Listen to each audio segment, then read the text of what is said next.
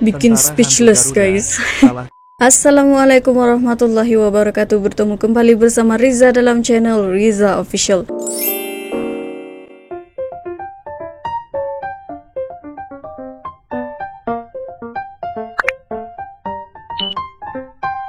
Untuk kawan-kawan yang baru pertama kali gabung dalam channel Riza Official, jangan lupa untuk like, comment, share, dan subscribe channel Riza Official. Dan jangan lupa untuk turn on notification juga supaya kamu tidak ketinggalan dengan video-video yang akan Riza upload. Oke?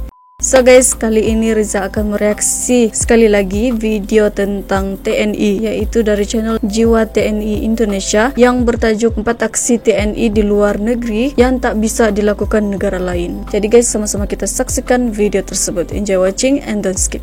Oke?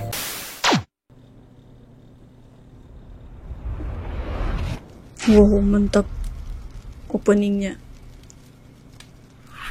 Wow. Aksi pasukan TNI di luar negeri yang tak bisa dilakukan negara lain. Menarik. Kiprah pasukan TNI dalam misi perdamaian PBB selalu membanggakan. Dengan kemampuan yang dimiliki dan memiliki akal yang cerdik, pasukan TNI mampu melibas musuh-musuhnya. Mantap. Negara lain belum tentu bisa memakai cara yang digunakan prajurit TNI untuk memukul mundur musuh-musuhnya. Berikut ini aksi prajurit TNI yang membanggakan dan diakui dunia.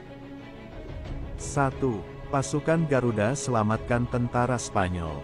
Pasukan Garuda di Libanon pernah menyelamatkan pasukan pengintai Spanyol yang sedang melakukan patroli.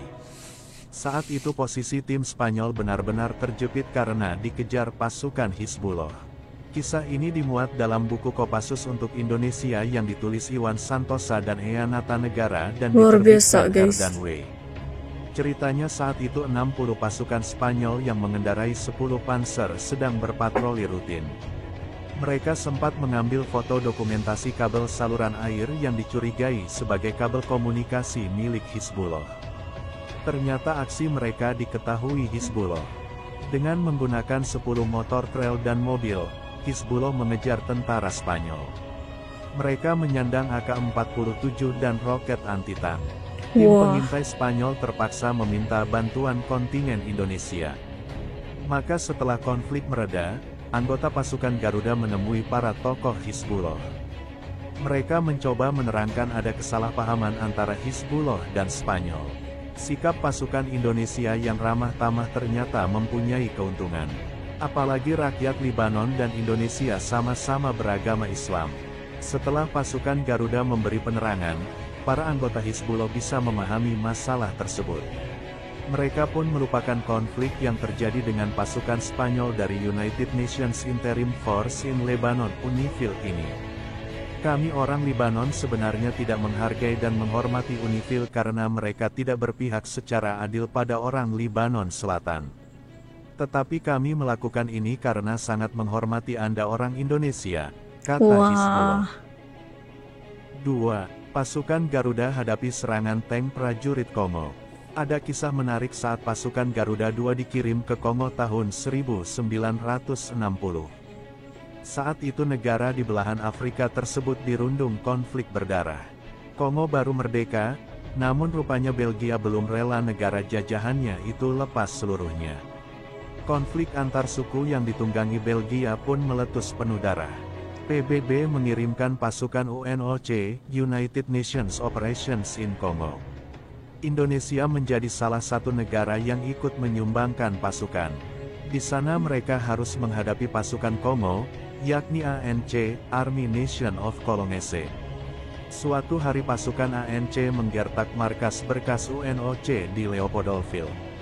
Mereka mengirimkan tank-tank bermanuver di dekat markas pasukan PBB itu. Kebetulan yang menjadi penjaga markas adalah satu kompi pasukan Indonesia. Ada satu peleton anti huru hara marinir di kompi itu.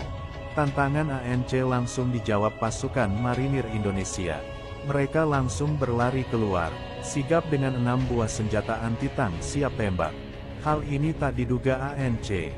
Melihat aksi pasukan Indonesia siaga dengan senjata anti-tank, pasukan Kongo takut juga.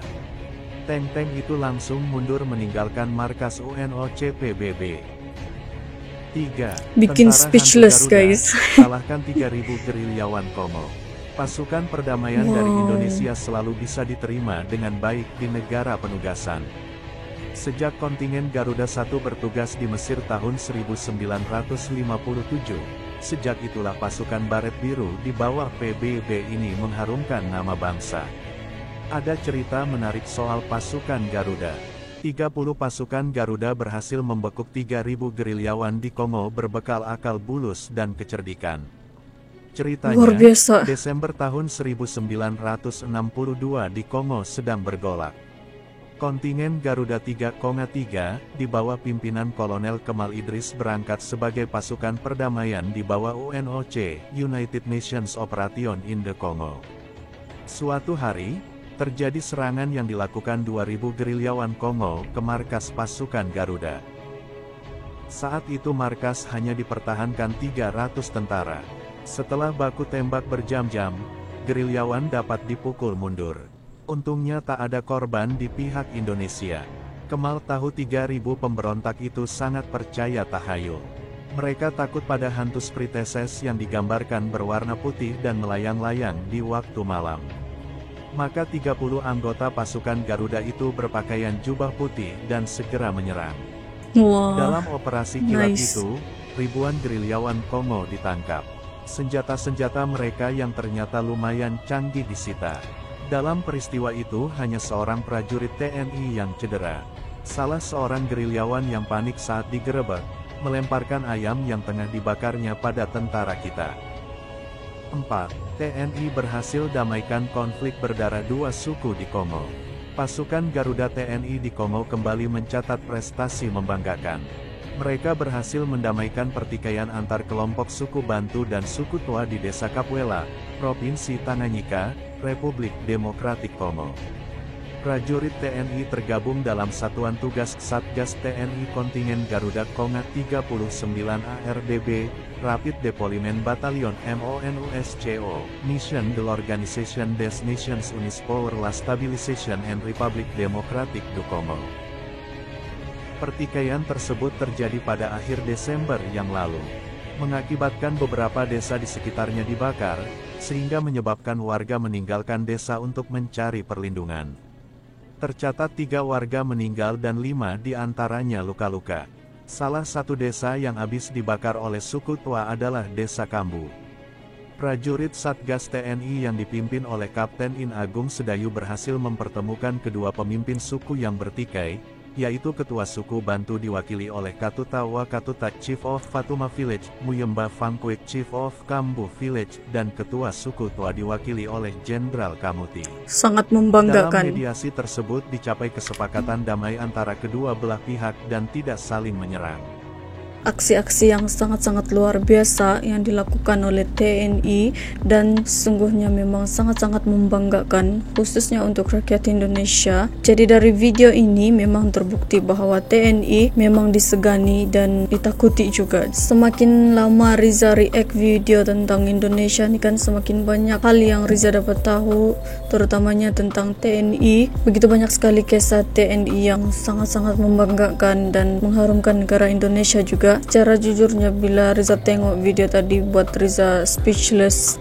Tengok itu video pada masa yang sama juga buat Riza kagum juga. Jadi terima kasih sangat-sangat kepada yang sudah request Riza untuk react ini video, dan terima kasih juga buat kawan-kawan semua yang sudah menonton reaction video Riza dari awal sehingga tamat video Riza kali ini. Jangan lupa untuk like, comment, share, dan subscribe channel Riza Official. Oke, bye guys, jumpa lagi di next video. Assalamualaikum warahmatullahi wabarakatuh.